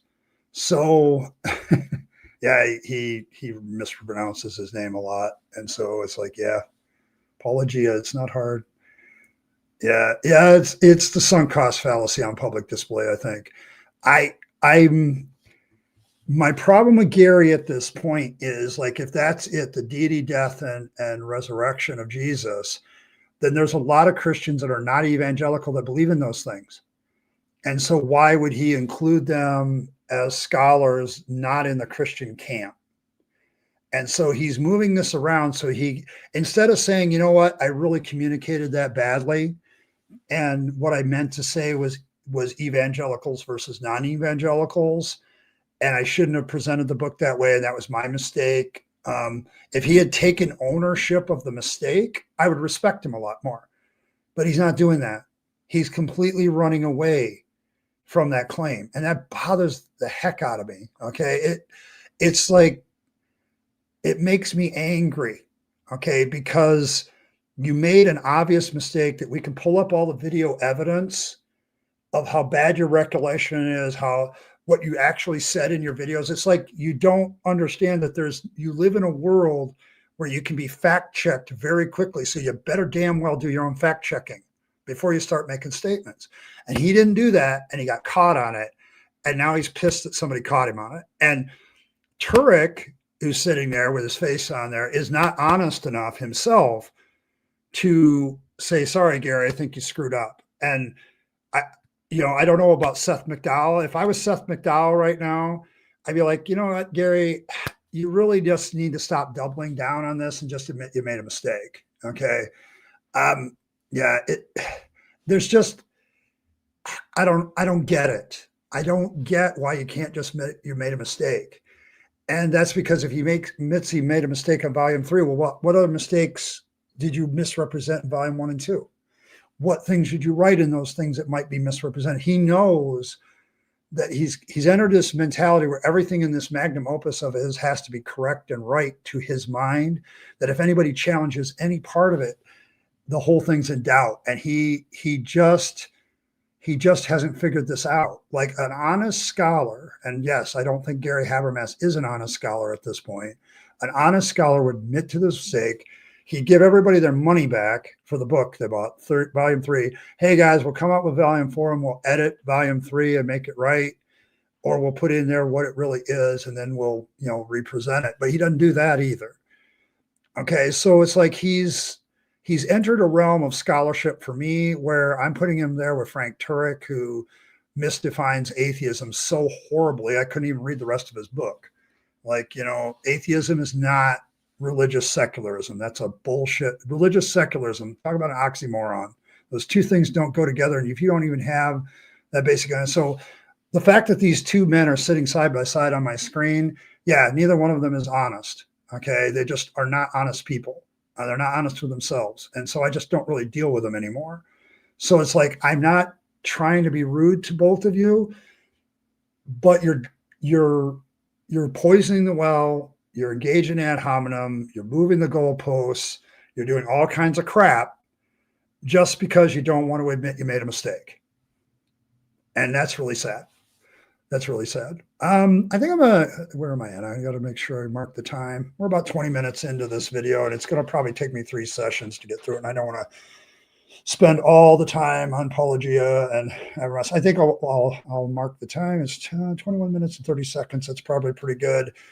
I want to get to some stuff before I have to take off in about a half hour. So I'm going to pull those guys off and be rude to them.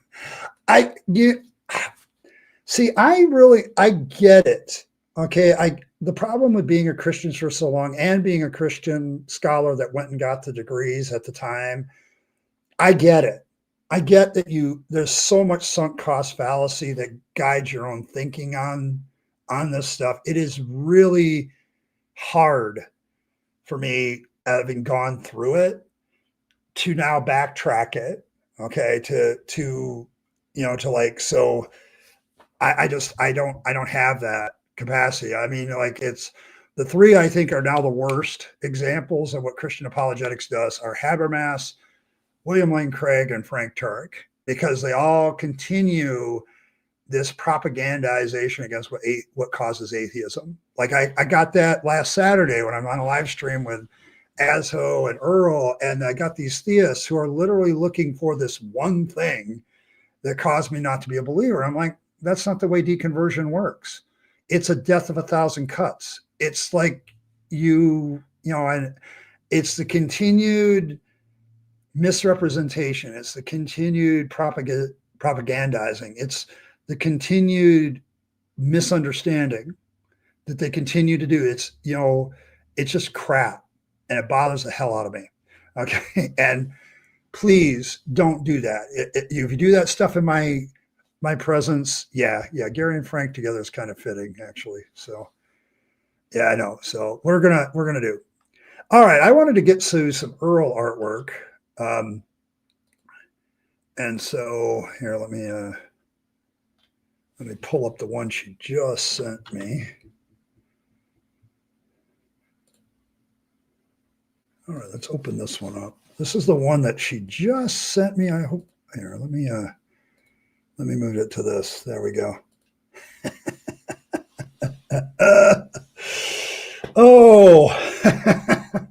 Let's see if anybody can guess what religion this one is. Fangs is dealing with a new religion, people. Which one is it? Oh, this is a new addition to the I Killed Earl gallery.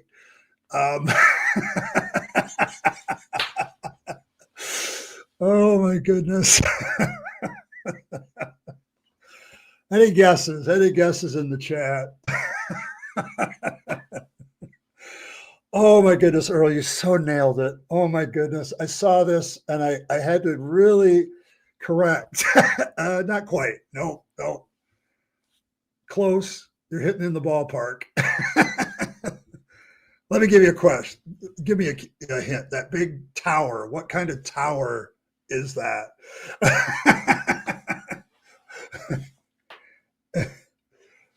Oh, no. There you go. Fred got it. Fred got it. It's the JWs. It's the Jehovah's Witnesses. Correct, Kyle. You have a watchtower in the corner. All the prophecies of Armageddon, the blood not being transfused, the poor, you can't get blood out of a turnip reference. When she sent me the turnip art, I about fell over, and this is just hilarious. But this is a great representation of the JWs right here. So there you go. But yes. We have been doing this Fangs thing where Fangs has to remove the corruption of religion from vegetables. And unfortunately, Jehovah's Witnesses have corrupted turnips. And and so it was an obvious thing, blood out of a turnip kind of thing. So yes, and the moon is a very stylish shade of red. You do find it funny that Satan is a black cat? Funny, but not necessarily. It's not a hard analogy to accept, Merlin. I'll just put it that way. Oh, you're slow. Yeah, you're slow, Fred. It's okay. But this is the latest. We have been doing this for a while. I mean, I can remove a few things and bring up some of the other religions that we have done over the years. Let's see. The one that started all of this was indeed the Mormons. So I want to pull that one up, but this is the original, I believe, Mormonians. So this is how this all got started. So, and then I think we did the Catholics somewhere. Where are they? The Pope ones. But yes, we had, the Catholic Fangs. There you go. And then now we have the official revelation about Fangs is dealing with the JWs. So there you go. Yes, they actually do believe a scarlet-colored wild beast in the United States will destroy the earth. If you read it, if you want something that will, if you are into LSD and you want something that'll give you a really trippy trip, just read JWs and that stuff. So yes, yeah, with the Mormonians, of course, we had the polygamy it represented. So, but yes. But this is still one of my favorites. And then we had, in honor of the Pope, the new Pope, we did this one with Fangs dealing with marinara sauce. And this is the latest. So you're a Catholic. Yes. Yes, but they do. Actually, Earl, you are correct. There are some elements of both Mormonism, Pentecostalism too. They don't believe like those things in the Book of Revelation are symbolic. They like really believe that these are creatures that are going to rise and destroy things. So there's that. So, but yes, but I have to give you props, Earl. This one hit it. But yes, the rescheduled prophecies are up there. The winged version of Satan, the turnips, the blood reference, the no blood transfusions. Of course, you got Yahweh with his bolt of lightning being dumb, and the watchtower in the corner. Very, very well done. So, so there's that. But yes, well done. Outstanding. And also, this is kind of the more standardized version of Fangs, I do believe, Earl. Like, we're getting ready. Earl's been trying to like find a version of Fangs that we can put throughout our book, and I think we're getting to this one. So, yeah, it is kind of pathetic. I had JWs visit me twice when I was a pastor, and I knew too much about them. So the first time they just sent a couple of rookies, and I almost convinced one of them they were wrong. So the next time they sent me 2 new rookies and an elder, and that didn't go well for them. So really, they bought the Watchtower headquarters in New York. Yipe. Yeah. Good luck to them. But yes. But yeah, I remember dealing with the whole life is in the blood issue with all of them. I said, why would you have a problem with giving transfusions then if you can literally give your own life for somebody else just like Jesus did? And they didn't really have a good comeback for that one. I said, I think your doctrine is kind of bullshit. So at that point, so they were. Yeah, I do remember that. The Jehovah's Witnesses had a lot of controversy. So were JWs killed by the Nazis? I imagine they would be. I can't remember. There's so much bullshit out there, Earl, when it comes to religion. No, I mean, them buying the Watchtower headquarters might be the beginning of the end. They were in with the KKK, but the JWs did not, and the Nazis did not go. Okay, all right, outstanding, outstanding. Oh my goodness, people. I don't know what to do with this kind of stuff. When me and Earl kind of came together and created Fangs, I never realized how easy it was to use Fangs to illustrate bullshit. Like, it just gives me a vehicle, the Rabyd atheist and the Rabyd atheist working together to show people that religion is a waste of time. And I'm absolutely,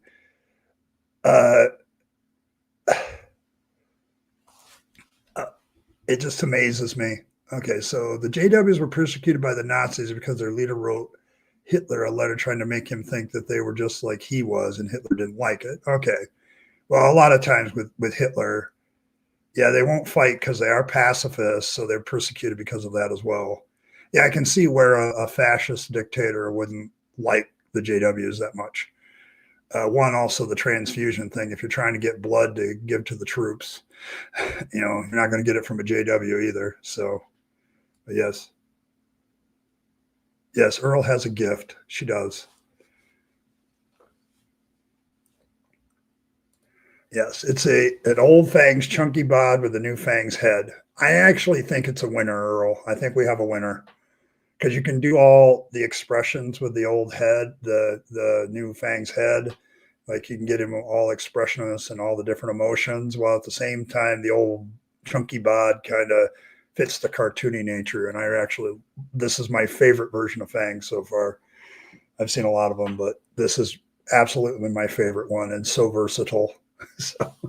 But yes, I've never really taken on the JWs on this channel because I don't really know them that well. I know their weak spots and it's easy to take them on, but I've just never done them. But yes. Yeah, they'll be out in the park. They do their stuff. I mean, as religions go, other than they annoyingly stop on my doorstep from time to time, which they don't do anymore, since I confronted that elder on what he believed, they haven't shown up. So, yeah, it's kind of like that. Yeah, they don't like blood transfusion because of the life in the blood quote. But my thoughts are, well, if you have life in your blood, why wouldn't you want to give it to somebody else to save theirs? Like, it doesn't make any sense to me. Like, it's one of those doctrines that they just made up because they were against transfusions or something, and then now they're doubling down on it. You know, kind of like Habermas earlier, doubling down on his quotes of Christians didn't really mean that kind of thing. So they come to your apartment all the time. I'm so sorry. Show them this picture. Print here. I'll make it easy for you. Just pull up the whole video. Okay. Print this picture off and then show it to them. I'm sure they will love it. They will love it. They will see the error of their ways. So, oh my gosh. Yes, the googly eyes are hysterical. They are. I think that's perfect for the Watchtower. I mean, you got the camera warning on it, the triangle, the fact that it's also connected with Yahweh coming out of the clouds with his bullshit lightning. Go back to that moment, take a screenshot, print it off, and the next time they come to the door, just hand it to them. I'm anti-evangelical techniques for free on this channel. Somebody's evangelizing you with their bullshit. I will give you shit to counter it for free. I will do that. Oh, they just sit there and talk to each other now. Only see one person take one of their magazines. Yeah, they do that. They try to be less intrusive because they've gotten shit by that, Elizabeth. But yeah, I absolutely understand. Like, they have missed the prophecy of the end of the world. Like, Earl has it up here 4 times. Like, they have literally missed it 4 times, and people still take them credibly. There's a whole psychological phenomenon that goes on there that I read about. Like, whenever a prophecy of a prophet in a religious group doesn't come to pass, they'll spiritualize it, make it a metaphor or something like that they learned something from the experience, and then they'll go on and do it again. I remember there was this cult leader out west that did that. And when things didn't come to pass, they went out, they chanted the word freedom 100 times, went back to their compound, and later came out the next day saying, well, we missed it. It's our poor understanding, our poor human understanding, but we learned a lot from it, and we're going to keep on. The false prophecy didn't dissuade them from continuing to follow the religion. So, yeah.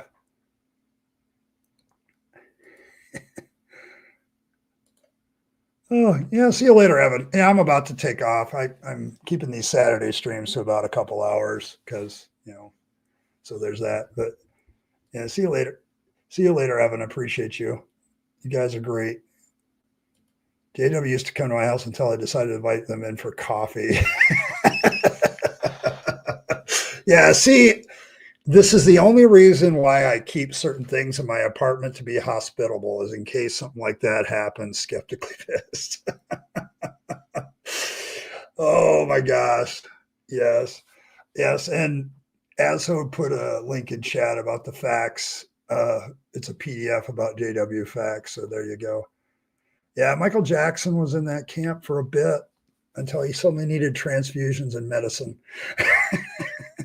All of a sudden he recanted. It's amazing how that works. But yes, I have lost track. Like, back when I was a Pentecostal, they had, the 88 reasons that Jesus might come back in 1988. And then they doubled down the next year with 89 reasons. And all the Pentecostal churches back then were just buying into that, and people were selling their shit and running up their credit cards. And this is why Fangs helps me so much. He just illustrates the BS, and he just sinks those teeth into those vegetables and sucks out the religious corruption and shits it out where it needs to be. So it's there. So it's like, it's one of those things that has been so good at illustrating the garbage of religion. And Earl has just outdone herself on this one. I think it was, oh, you're going to be on, okay, I'll do that. Stage of Reason tomorrow and Bridge of the Divide. Okay. So are you going to take your whale pictures with you? Are you going to, here, I got to pull it up now. I mean, are you going to, I can't remember if this is the latest one. Are you going to do this one?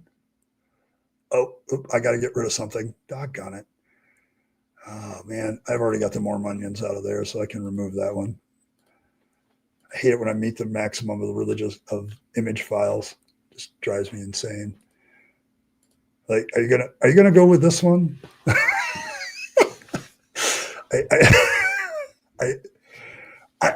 I'm curious.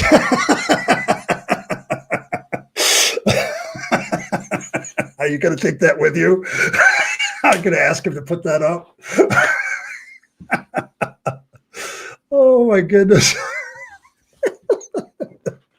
Because this is, I'm sorry, Earl, this is brilliant. This is such a brilliant picture. Some of you know what we're talking about because Earl's birthday stream is still legendary. It is legendary on the internet. So land rights for gay whales, yes. But I think you should take that with you. Oh my goodness, that's outstanding. But yes, I'm glad you're going to be on with JL. JL, I actually really like his stuff. I listen to it quite often. So he's really good at taking down the arguments. He really is. So, but yes, that was like a great funny moment that I still have in my brain and that's still going to be there forever. So there you go. So, and there's a whole bunch of arguments, but yes, this is this. But I got to come back to this one. This is so good. This is so good. Yeah. Fangs runs his credit cards. Oh my gosh! But all these predictions of the end of the world, Ray, they just you'll see this kind of behavior out of people.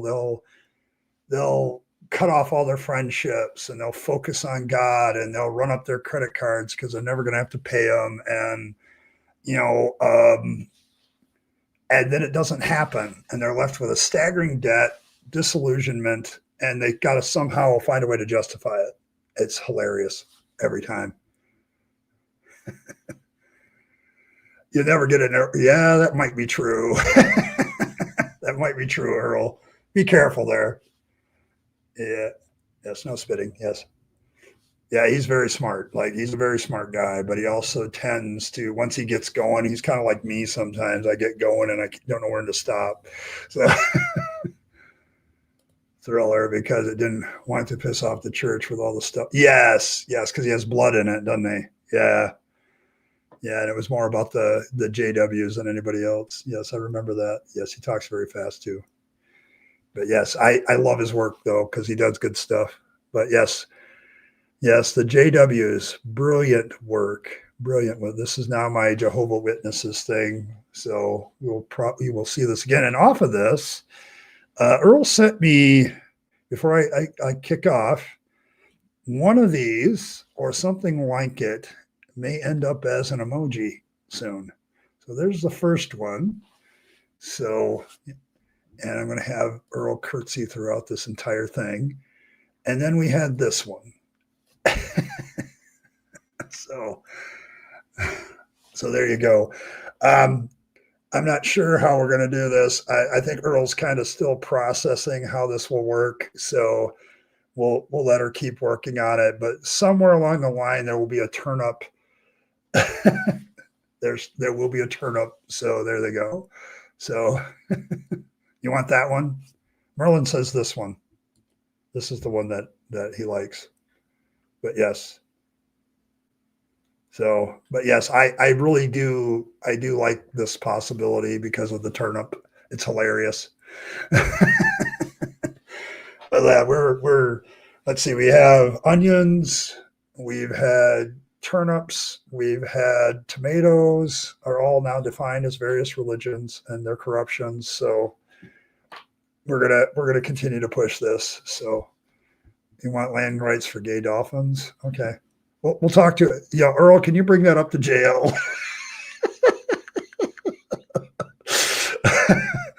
And his little radish friend. Yes, exactly. That's what I was thinking as soon as I saw it. Like, oh, a turnip and his little radish friend. Because you might be able to actually get blood from a radish. So, but yes. But yeah, we may see this as an emoji in the future. I have a few emojis that I could swap out. So, and I keep the best ones. So, well, some of you members will now enjoy the turnip radish emoji in the future, probably. So, at least allegedly, anyway. So there we go. All right, folks, I'm going to call it a night. I've been on for 2 hours and I am tired. I have not had a good week for the most part. So I've had some ups and downs and want to take my night off and relax a little bit, do some writing, and we'll see what happens with that here in a little bit too. So, but I want to thank all of you for coming by. I will continue to defend Paul on this Paulogia because I think Habermas keeps changing the goalposts, keeps moving things around. And so I'm going to do part 2 next week. And we'll see how far we get through the video, and then maybe a necessary part 3, but we'll see what happens then. But much fun here at the end. Appreciate you guys sticking around for the fun parts at the end. It's kind of, we're working on a lot of things, and me and Earl both being autistic, we tend to bounce around.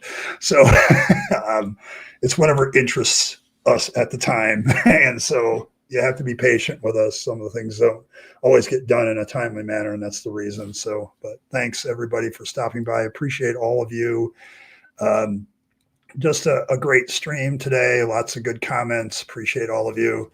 If you're new here, welcome. So, yes, and please hit the like button. I appreciate all of that. Make sure you give up your prayers to Fangs. He probably won't answer them, but at least you should try. So yeah, it's Earl's kind of expressing me. Whatever's we. So there you go. But yes, thanks everybody for stopping by. May our Lord Fangs continually bless you. May he nibble on your hearts with his fangs and remove all the corruption of the religiously corrupted vegetables from you and from them. Make sure you remember that he is the God of good, safe, consensual sex. Remember that he's also the God of magicians and all bunnies that enter into the gardens and nibble on the vegetables. So make sure you keep that. And may he hop forever, as Elizabeth Cormack says. So make sure you do that. But offer up your prayers to him. You'll probably get the same results as you get with every other God. So just a warning there. So thanks for all of that. And nom nom and all that thing. So nom nom is kind of our version of amen. So there you go, nom nom. And as always, folks, live your best life. You only get one go around and then it's over.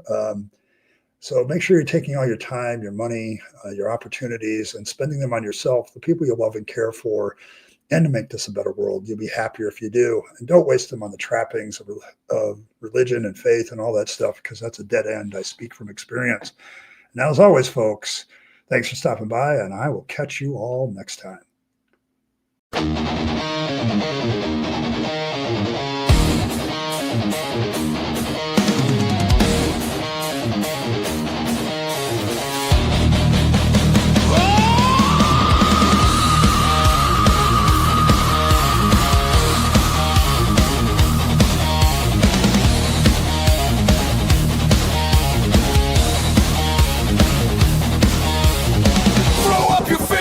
It's time to take a